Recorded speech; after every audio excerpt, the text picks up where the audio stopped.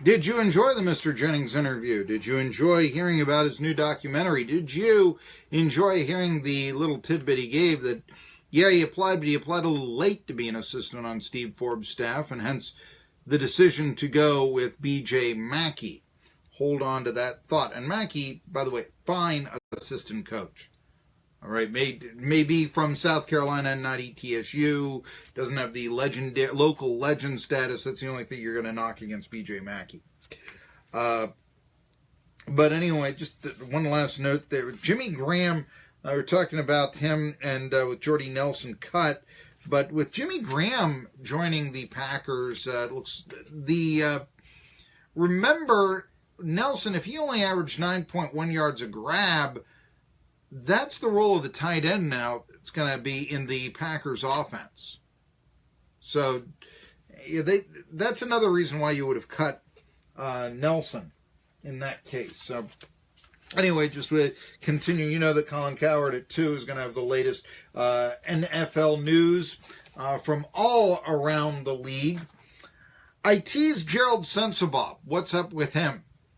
As I suggested, well, I actually suggested that Dobyns-Bennett should hire him as the new football coach of the Indians, replacing Graham Clark. And this morning, Gerald Sensabaugh announces on Facebook that he has officially applied for the Dobyns-Bennett head coaching position. You gotta love Sensabaugh because he doesn't hide anything. And I like that. I like transparency, no sneaking around. It's the most honest thing you can do. And it's one of the reasons why I've stood up for Sensabaugh, even when Washington County hasn't. I don't see any way, and to my knowledge, he did not have an appeal of, he had until last Friday to sort of appeal the findings of a law firm that recommended that he get fired at David Crockett, despite the fact that a high school football program with a promising quarterback that could play college football will no longer have an NFL player coaching him. The David Crockett Pioneers, who used to crank out 1-9 seasons with, say, the precision of IBM, were 5-2 under Sensabaugh.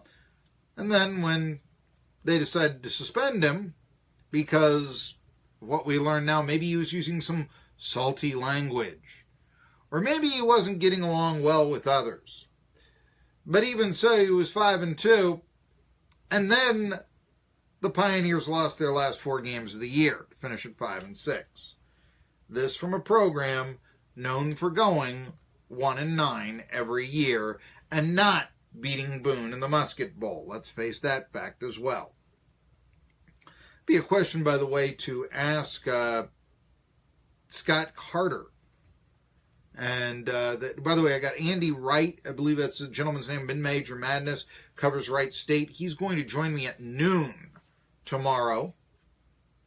And then I'm going to have on Deshaun Blocker, greatest women's player in the history of ETSU basketball.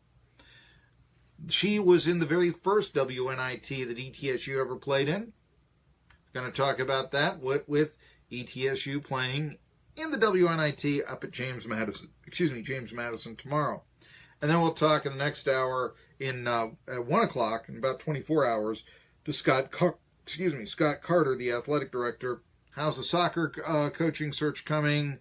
How can ETSU really, after the mid-majors were, for 3 straight years now, have been absolutely ignored, not just with the NCAA bids, but really a lot of NIT bids as well.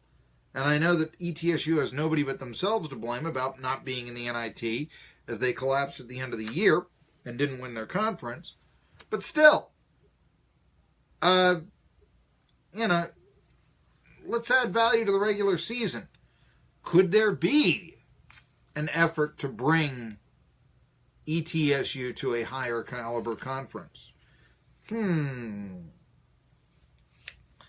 And so Gerald Sensabaugh applying for the head football coaching job at Dobyns-Bennett. I suggested last week that they hire him. What say you?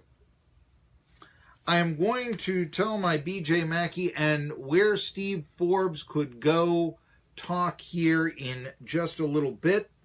But first, I want to tell you that WEMB, 1420 NBC Sports Radio Tri-Cities, over many formats, has broadcast Unicoi County sports for approximately 60 years. This baseball and softball season will be no different.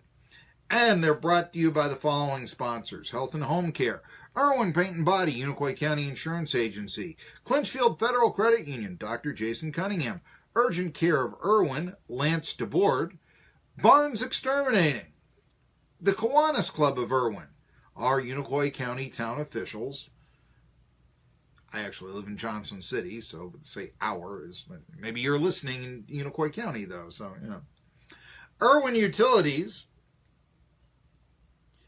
Unicoi County Gas Utility District, the Computer Guy, Relay for Life of Unicoi County, and of course that station wisely employing Marky, Billson, WEMB, WXIS Livewire 103.9, 1420 NBC Sports Radio Tri-Cities, and we call it all Jet Broadcasting. So that's who's delivering you the baseball and softball games coming up this year at Unicoi County.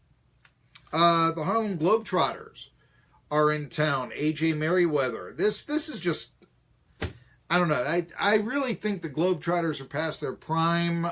They have a reputation, I know, of being something these days of a minstrel act. And AJ Merriweather playing for the Globetrotters, but he won't be playing on this Globetrotters team. Does that make any sense? Wouldn't he be a draw there at Freedom Hall tonight?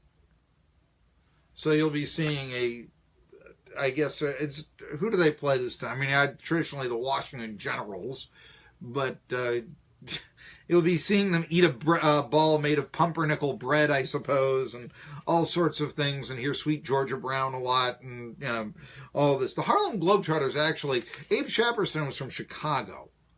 Yeah, the name came about because he knew he was going to have a black traveling team, so he said Harlem, and in the 20s and 30s, okay, here, now you know who we are. We're the Harlem team. Obviously, that would be a black team, and that was very... Yeah, I mean, they weren't hiding anything then, and it was something you had to do back in those days. Then you had the Globetrotters, you know, we're a barnstorming team. We're going to play all around. Of course, Globetrotters history, late 40s, the Globetrotters with their games against the then Minneapolis Lakers and George Mikan really helped establish both Globetrotters and the fledgling NBA at the time, and professional basketball in general. But today it's going to be about kicks and thrills and, you know, spinning the ball on your finger and that sort of thing.